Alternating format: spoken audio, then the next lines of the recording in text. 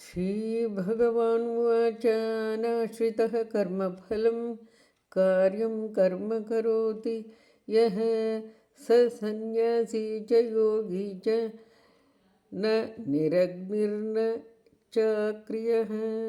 ಭಗವಂತನು ಹೇಳಿದನು, ಕರ್ಮಫಲವನ್ನು ಆಶ್ರಯಿಸದೆ ಮಾಡಲೇಬೇಕಾದ ಕರ್ತವ್ಯವನ್ನು ಯಾರು ಮಾಡುವರೋ ಕರ್ಮಫಲವನ್ನು ಆಶ್ರಯಿಸದೆ ಮಾಡಲೇಬೇಕಾದ ಕರ್ತವ್ಯವನ್ನು ಯಾರು ಆಚರಿಸುತ್ತಾನೋ ಅವನೇ ಸನ್ಯಾಸಿ ಎಂದು. ಯೋಗಿಯು ಅಗ್ನಿಯನ್ನು ಹೊತ್ತಿಸದೆ ಸಾಕ್ಷಾತ್ಕಾರವಾಗದೆ ಕರ್ತವ್ಯವನ್ನು ಮಾಡದಿರುವವನಲ್ಲ.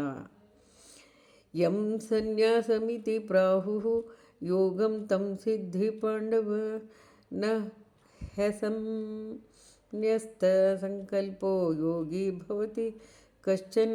ಪಾಂಡವ ಯಾವುದನ್ನು ಸನ್ಯಾಸವೆಂದು ಹೇಳುತ್ತಾರೋ ಅದೇ ಪರಮೋನ್ನತದ ಯೋಗವೆಂದು ನೀನು ತಿಳಿ. ಯಾರೊಬ್ಬನೂ ಇಂದ್ರಿಯ ತೃಪ್ತಿಯ ಆಸೆಯನ್ನು ತ್ಯಜಿಸದೆ ಯೋಗಿಯಾಗಲಾರನು. ಆರುರುಕ್ಷೋರ್ಮನೇರ್ಯೋಗಂ ಕರ್ಮಂ ಕಾರಣಮುಚ್ಯತೆ ಯೋಗಾರೂಢಸ್ಯ ತಸ್ಯೈವ ಶಮಃ ಕಾರಣಮುಚ್ಯತೆ. ಯೋಗ ಪದ್ಧತಿಯನ್ನು ಆರಂಭಿಸಿದವನಿಗೆ ಕರ್ಮವೇ ಸಾಧನವು.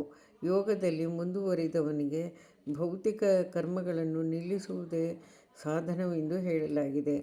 ಯದಾ ಹೀನೇಂದ್ರಿಯಾರ್ಥೇಷು ನ ಕರ್ಮಸ್ವನುಷಜ್ಯತೆ ಸರ್ವಸಂಕಲ್ಪ ಸನ್ಯಾಸಿ ಯೋಗಾರೂಢಸ್ತದ್ಯೋಜ್ಯತೆ.